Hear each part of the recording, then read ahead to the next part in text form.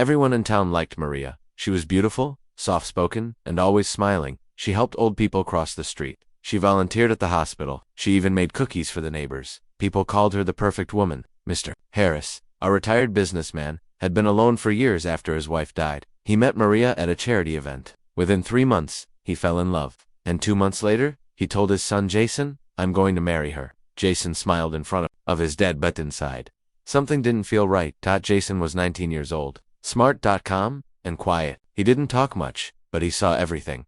When he first met Maria, he had felt something strange. Not fear, but a weird feeling in his stomach. She was too nice, too perfect. She always had the right words, the perfect answers. She remembered every detail from every conversation. No one is that perfect, Jason thought. But his father was happier than ever. Mr. Harris smiled all day, laughed after years, and started taking care of himself again. Jason didn't want to ruin that, so he stayed silent. But small things started happening. One day, Jason saw Maria throwing away a photo from the living room. It was a picture of Jason's mom. "Oh," she said when she noticed him. It slipped from the frame. It was broken.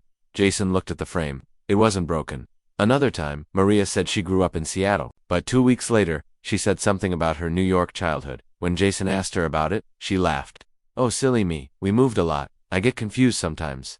Jason nodded. But he didn't forget. One evening, Mr. Harris fell sick. Maria took care of him like an angel. Jason admitted, "Maybe I'm wrong about her." But the next morning, when he thanked her for looking after his dad, Maria said, "He's my responsibility now. Soon, everything he has will be mine too." Jason froze. Maria smiled softly. "I meant he'll be my husband. Of course it will all be ours." She laughed. Jason didn't. The next weekend, Mr. Harris announced the wedding date. 4 weeks from now. "I've never been this sure about anything," he said. "Maria is special. She even saved my life. Remember that night I collapsed? She was there. She called the ambulance. She stayed with me in the hospital." Jason nodded. He remembered. That's when everything had changed. That's when Maria became part of their lives. And maybe that's when the plan started. Jason started watching her closely, where she went, what she did, who she talked to. One night, she said she was going to a friend's house. Jason waited 5 minutes, then followed her quietly. She didn't go to a friend's house. She drove to the edge of town. There was an old parking lot near an abandoned factory. She parked there and waited. Jason watched from behind a bush, keeping his phone camera ready. A black car arrived, tinted windows. The driver didn't come out. Maria walked to the window, leaned in, and talked for 5 minutes. Then she took a small envelope and quickly left. Jason took photos. His hands were shaking. Back at home, Maria acted normal. She smiled, laughed, and told Mr. Harris she had brought his favorite tea. Jason sat at the dinner table, silent, just watching her. She was perfect again. The next morning, Maria left her purse in the kitchen by mistake. Jason stared at it. He knew it was wrong, but he opened it. Inside, he found a pink wallet, lip balm, some cash, and a small USB drive. It was labeled DKs. Jason stared at the label for a long time. "What's DKs?" he whispered. He didn't plug it in, not yet. He knew his dad had an old laptop in the basement. He would wait until night. That night, Jason searched online. First, he typed DK's woman FBI. Nothing useful. Then he typed just DK's identity theft. One result stood out. An FBI report from 12 years ago. It was about a case called Project D. A woman named Elena Davis had stolen millions using fake identities. She posed as doctors, nurses, even therapists. She disappeared after being nearly caught in 2013. The article showed a blurry photo. Jason's heart dropped. The woman in the photo looked like a younger Maria. Jason stared at the screen. He couldn't move. His mind raced. Was Maria really Elena Davis? Was his dad marrying a criminal? Suddenly he heard footsteps. He quickly shut the laptop and placed it aside. Maria walked in. She smiled. "Can't sleep?" Jason forced a smile. "Yeah, just looking at college stuff." Maria nodded and looked around the room. Her eyes paused on the corner where the old laptop lay, but she said nothing. Then she turned back to Jason and said quietly, "You know, I feel like we don't talk much. I want us to be close." Jason smiled again, but this time, even his smile felt fake. That night, Jason locked his room. He couldn't sleep. The USB drive was now in his pocket. He would find a way to open it soon.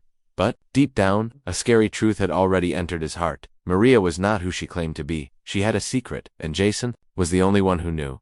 Jason didn't sleep much that night. His mind was full of questions. Who was Maria really? What was on that USB drive? Was his dad in danger? At 5:30 a.m., Jason finally made a decision. He quietly left his room, went down to the basement, and turned on the old laptop his dad rarely used. It was slow, but it still worked. Jason inserted the USB. The screen blinked. A folder opened. It was named Patient Files D. Inside were documents, Hundreds of them. Fake ID scans. Hospital records. Prescription lists. Different names. Different cities. Same face. Maria's face. But each document had a different name. Anna Green in Texas. Lisa Monroe in Ohio. Dr. Elena Davis in New York. Jason's hands trembled. He opened a folder marked NYC 2013 Final Incident. Inside was a newspaper clipping. Fake therapist steals. Millions in medical fraud woman escapes. FBI red identity unknown. Believed to be dangerous. There was a photo at the bottom. It was Maria Junge, but the same eyes. Same smile. Jason closed the laptop. He was scared now. Not just suspicious scared. He looked at the USB in his hand like it was a bomb. This woman was going to marry his father in 3 weeks. And no one knew her secret. Not even his dad. That day, Jason couldn't act normal. He avoided eye contact, stayed in his room, and barely ate. Maria noticed at dinner. She looked at him and asked gently, "Are you okay, Jason? You look tired." Jason forced a nod. "Just school stuff." Maria smiled and placed her hand on his shoulder. "You can talk to me, you know? We're going to be family." Jason nearly pulled his shoulder away, but he didn't. He just stared at her and said quietly, "Who are you?" "Really?" Maria blinked. Her smile froze. For a second, just a second, her eyes changed, but then she laughed. "Oh, honey," she said softly. "Is this about the wedding?" "It's okay. Change is scary." Jason stayed silent, but inside, he knew that smile wasn't real. Late at night, Jason searched more. He tried to find Project D, the FBI operation mentioned in the article. Most results were locked, hidden, but one government website had a press release from 2014. "We believe Elena Davis is still operating under new names. She may be using romantic relationships to gain property, identity, or protection." Jason froze when he read the next line. "If you have any information, call the FBI tip line. Ask for Division D." Jason stared at the phone. He picked it up, then put it down, then picked it up again. His hands were cold. Finally, he called. The phone rang. After a few seconds, a man answered. "FBI tip line. What's your report?" Jason took a deep breath and used a voice changer app. Information about someone linked to Project D." The agent's voice changed immediately. "What's the name?" he asked. Jason replied. "Maria, but I think her real name is Elena Davis." There was silence. Then the agent said something Jason didn't expect. "How do you know that name?" Jason paused. Then the agent asked again, slowly this time, "Where did you see her? Is she in contact with anyone wealthy?" Jason replied, "She's going to marry my father. He's well off." The agent said, "We need more proof. Do you have any files? Photos?" Jason said yes. The agent gave him a secure email address and said, "Send everything. And don't tell anyone about this call. She's dangerous. And she may not be working alone." Jason asked, "What will happen to her?" The agent said, "That depends on what we find." Then the line went dead. Jason sat in the dark for a long time. His heart beat loud in his ears. He had just called the FBI on the woman his father loved. Was he doing the right thing, or would he destroy his father's happiness? The next morning, everything felt normal again. Maria was in the kitchen, making breakfast. She smiled, joked with Mr. Harris, poured coffee like nothing had happened. Jason watched her carefully. She didn't know he had called the FBI. She didn't know what he had found. But then, she looked at Jason. Her eyes stayed on him for longer than usual. And then she said something that made his blood run cold. "Jason, can we talk alone?" Jason followed Maria to the backyard. The sun was low, birds were quiet. It felt like something important was about to happen. Maria turned to him and smiled softly. "You've been avoiding me," she said. Jason didn't answer. She continued, "Look, I know this is all happening fast, but I really care about your father, and I want us to be close." Jason stared at her. "You care about him?" he asked. "Or about what he owns?" Maria blinked.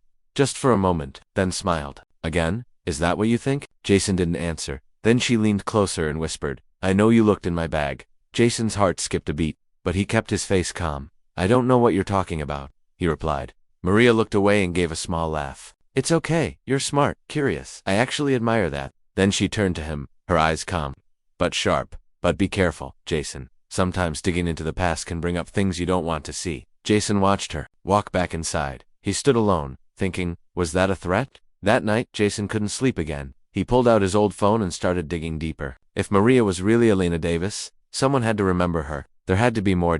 He searched forums, medical scam websites, victims of fraud blogs. Then he found it. A post by a woman named Nina Holt from Boston. The title said, "She was my therapist. She ruined my life." Jason opened the post. Nina explained how Dr. Elena Davis helped her with therapy sessions, then stole her identity and vanished. She lost her job, her savings, and her credit was destroyed. There was a photo at the bottom. It was Maria, with short hair and glasses but the same face. Jason messaged Nina using a fake name. "Hi, I think I know this woman. Can we talk? She replied the next day. They spoke on a voice call. Jason said, my dad is going to marry her. Nina gasped. She hasn't been caught. No, she's dangerous. And she's smart. Please don't tell her I talked to you. Jason asked. Did she ever mention? Someone named D. Nina went quiet. Then she whispered, that wasn't her alone. She worked for someone. A man. I don't know his name, but she was scared of him. That changed everything. Jason had thought Maria was the main criminal. But now, it seemed like she was part of something bigger. Was she a victim? Or just pretending to be? The next day, Jason went to an old neighbor, Mrs. Reynolds. She had lived next door for 20 years. He asked her, do you trust Maria? The old lady smiled. She's sweet. Your dad seems very happy. Jason nodded. But don't you think she's too perfect? Mrs. Reynolds lowered her voice. Can I tell you something? I once saw her yelling into her phone, very angry. It was late at night. What did she say? She kept saying, I did what you asked. Now leave me alone. Then she threw her phone on the ground. Jason's heart dropped. Jason went home and checked Maria's old phone. She had left it on the shelf weeks ago when she bought a new one. It was broken, but still powered on. He turned it on. Only one contact was saved. No name, just a number. The call history showed repeated calls to that number every week. Jason copied it and searched online. The number was linked to a burner phone and a warehouse. Outside the city that night, Jason emailed the FBI everything. The number, the location, the forum post from Nina, the broken phone details, photos from the USB. The reply came 2 hours later. We are investigating. Do not confront her, and do not let her know we are involved. Stay safe. Jason exhaled. But just then, he heard a knock on his door. It was Maria. She stepped in slowly and said, Jason, I need you to listen very carefully now. There are things you don't understand, but I need you to trust me. Jason looked at her. And for the first time, he saw something in her eyes. He hadn't expected fear. Maria sat down on Jason's bed. She didn't smile this time. Her hands were shaking. Jason stood by the door, alert. He didn't know if he should call someone or listen. Then Maria whispered, I know you're watching me, and you should, because I'm not who your father thinks I am. Jason's heart pounded. He stayed quiet. I didn't come here by accident, she said, but I also didn't plan to fall in love with your dad. That part was real. Jason narrowed his eyes. Then who are you really? Maria looked at the floor, and then she finally told him. My real name is Alina Davis, she said. 12 years ago, I worked for a man named Vincent Dale. He runs something called Project D. It was a system. We helped rich people fake their identities, hide money, disappear. Jason asked, you helped them? She nodded slowly. At first I was just a small part. I created fake documents, birth records, diplomas. But then Vincent asked me to do more. Pretend to be someone, steal information, get close to people. Jason interrupted. Like Nina Holt. Maria's eyes widened. You talked to her? Jason didn't answer. Maria stood up and walked to the window. I ruined people's lives, she said softly. But I didn't want to. I tried to run. Vincent wouldn't let me. Jason still didn't trust her. You came here. Got close to my dad. What was your plan? Maria looked hurt at first. Yes. I was sent here. Vincent knew your dad had a large inheritance. He's been off the radar since retirement. No digital footprints. A perfect target. Jason clenched his fists. Maria said quietly, but then, your father was kind to me. Real. No one ever treated me like I mattered. I didn't want to go through with the plan anymore. I wanted to disappear. Start fresh. Jason asked. So why are you still here? She looked back at him. Because Vincent doesn't let people go. Jason stared at her. Part of him wanted to believe her, but another part still thought this could be a trick. Then Maria stepped closer.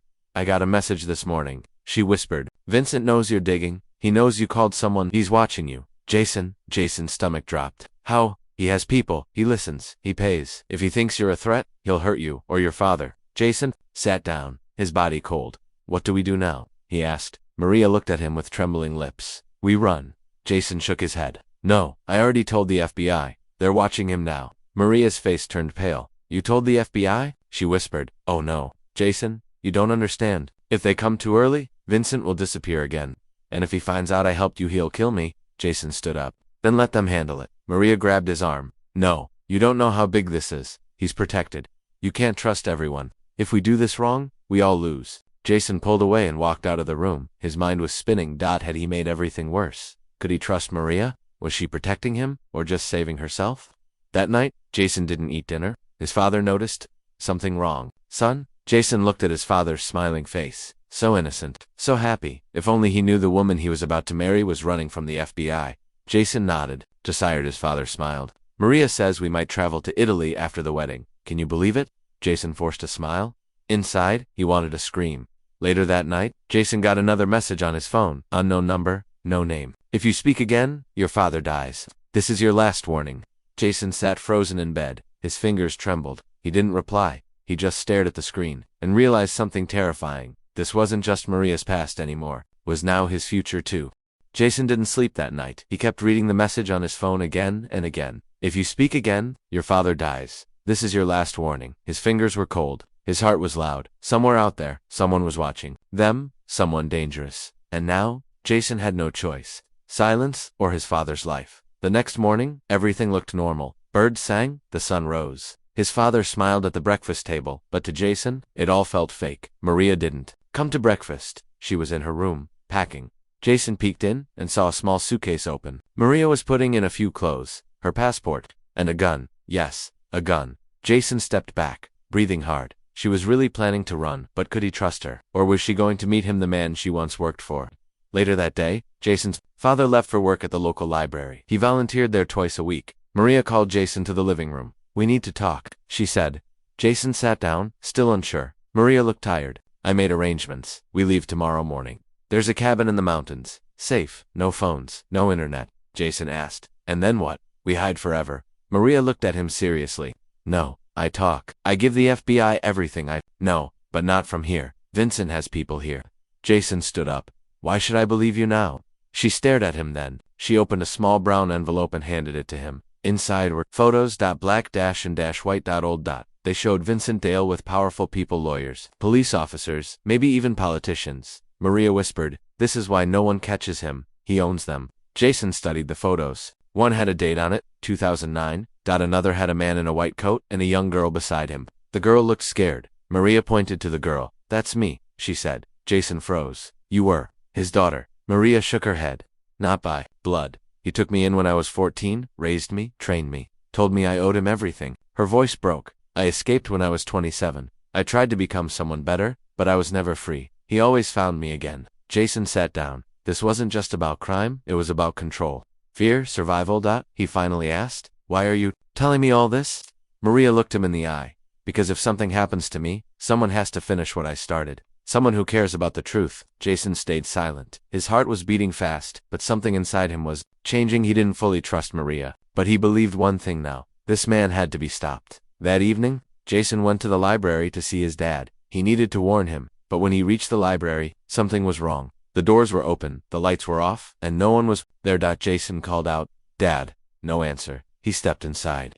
Carefully, the front desk was empty. Books were on the floor. Then he saw it. His father's phone cracked, lying near the back. Jason picked it up with shaking hands. His own phone buzzed. Another message from the unknown number. "We said not to talk. Now he's with us." Jason's knees went weak. His father had been taken. This wasn't a warning anymore. This was war. Jason dropped his phone. His father was gone. The message on the screen kept flashing in his mind. "Now he's with us." His breathing grew fast. His hands were shaking. He looked around the empty library, heart pounding. A bag of books was left behind. His father's jacket was still on the chair. Whoever took him had come quickly, quietly, and now Jason was alone. He ran outside and called Maria. She answered on the first ring. "They took him," Jason shouted. "My dad, he's gone." Maria gasped. "Where are you?" "At the library. Leave now. They might be watching. Go home. I'll meet you there." Jason rushed out, looking over his shoulder. Every car, looked suspicious. He reached home. Maria was already waiting at the front door, her suitcase open, her hands shaking. "Jason," she said, "listen to me. If Vincent took your dad, he won't hurt him yet. He'll use him to get to us. Shut me up." Jason stepped closer. "Then we don't run. We fight." Maria looked into his eyes. "You don't know what you're saying." "Yes, I do," Jason said, voice steady. "I'm not scared anymore." Maria opened a locked drawer and pulled out an old folder. "This has everything. Names, places, transactions. He made me memorize it, but I copied it before I left." She handed it to Jason. "Give this to the FBI, but only to Agent Thomas Reed. He's clean." Jason looked confused. "How do you know he's clean?" "Because he once tried to arrest Vincent. He almost died because of it." Jason hid the file under his jacket, then his phone buzzed again. Another message. This time, it wasn't a threat, it was a video. Jason tapped play. It showed his father, tied to a chair in a dark room. A man stood behind him, face hidden by shadows. The man leaned forward and spoke with a deep voice. "Maria, you promised to stay quiet. You broke your promise. Now come back, alone, or the boy watches his father die." Jason stared at the screen, frozen. Maria took the phone. Her lips trembled. "I knew he'd do this," she whispered. "I should never have come here." Jason grabbed her arm. No, you're not going back alone. She shook her head. I have to. If I go, he might let your father go. And if you don't come back, Jason said. Maria didn't answer, but her eyes said everything. Jason ran upstairs and grabbed his backpack. Then I'm coming with you. No, Maria said firmly. You stay. Get that file to Agent Reed. That's the only way we end this. Jason stared at her. And then he nodded. 1 hour later, Maria left. She was wearing all black. No phone, no ID, no GPS, just her past. And I hope that maybe it could still be fixed. But Jason didn't go to the FBI. Not yet. He opened the folder one more time. Inside was a list of Vincent's secret locations. One of them was just outside the city. Jason's fingers closed. Ground his phone, he made a decision. He was going after his father. The chase had begun, and there was no turning back.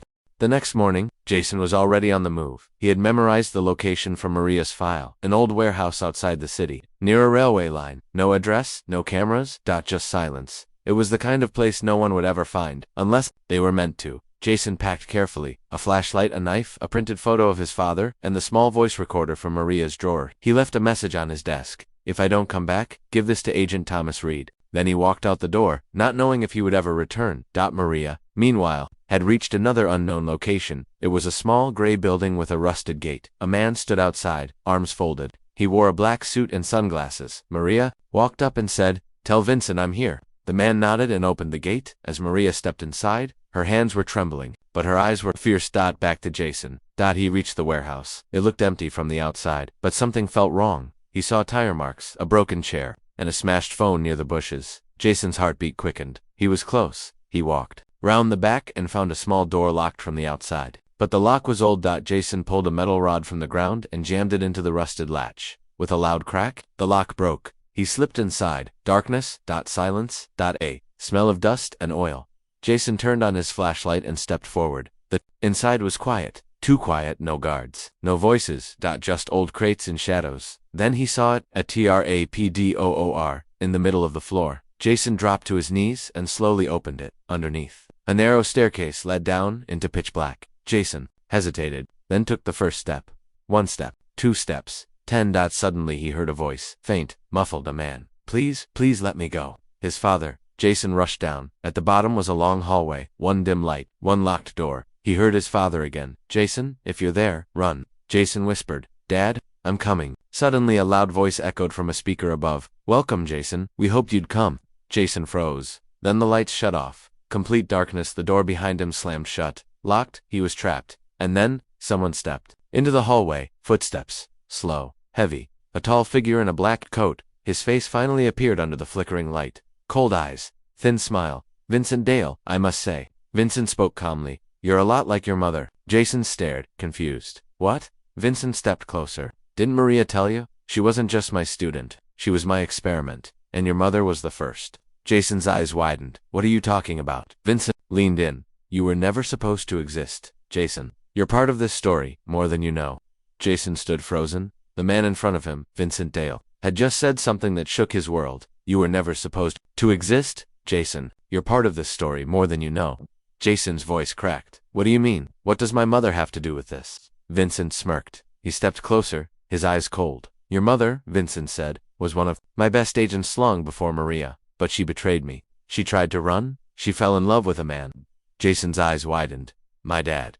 Vincent nodded slowly. She left the project. And had you? I tried to bring her back, but she disappeared. I never forgot her. He paused, then whispered, You were the loose end I never found until Maria led me to you. Jason's heart raced. You used Maria to get to me. Vincent shrugged. I always knew she'd go soft. That's why I sent her. I knew she'd find you. He smiled. And I knew you'd care, just like your mother. Suddenly, Jason lunged forward, angry, scared, heartbroken, but 2 guards grabbed him. Vincent laughed. You still don't get it, do you? You think this is about revenge? He leaned close. It's about control. Meanwhile, in another room, Maria sat tied to a chair. She was bruised, bleeding, but awake. A voice from the speaker said, He's here. Maria, Jason came for you. Tears welled in her eyes. No, she whispered. No, Jason, why did you come? But Maria had a plan. She always had one last card to play. Back in the basement, Vincent opened a briefcase. Inside documents, files, USB drives, all your father's secrets, he said. All your mother's too. You help me, Jason, and I'll let your father go. Jason looked down. He felt like the ground beneath him was gone, but then he remembered something. Maria's voice from the night before. If something happens to me, finish what I started. Jason took a deep breath. Then, smiled. You made one mistake, he said. Vincent raised an eyebrow. Jason pulled out something from his Sakamara's voice recorder. It had been recording the whole conversation. Vincent's confession, his threats, everything. Jason pressed the side button. The red light blinked. Sent. To Agent Reed. Suddenly. Boom. An explosion shook the warehouse. Smoke filled the room. Lights burst. Vincent yelled. What is this? Jason ducked as the guards lost balance. Through the smoke Maria appeared. Her face was bloody, but her eyes were wild with fire. She held a gun in one hand, and a key in the other. Let him go, she shouted. The next moments were chaos, gunshots, shouting, flashlights, then sirens. The FBI stormed in. Agent Reed ran through the smoke. Get down, hands up. In the confusion, Vincent tried to run. Jason tackled him to the floor. You're done, Jason said, breathing hard. Vincent growled. You'll regret this. You don't know what's coming. Jason whispered. I don't care anymore. Later that night, Jason sat outside the hospital, watching the stars. His father was safe. Maria was alive, recovering. Vincent was finally in custody, along with everything he had hidden for years.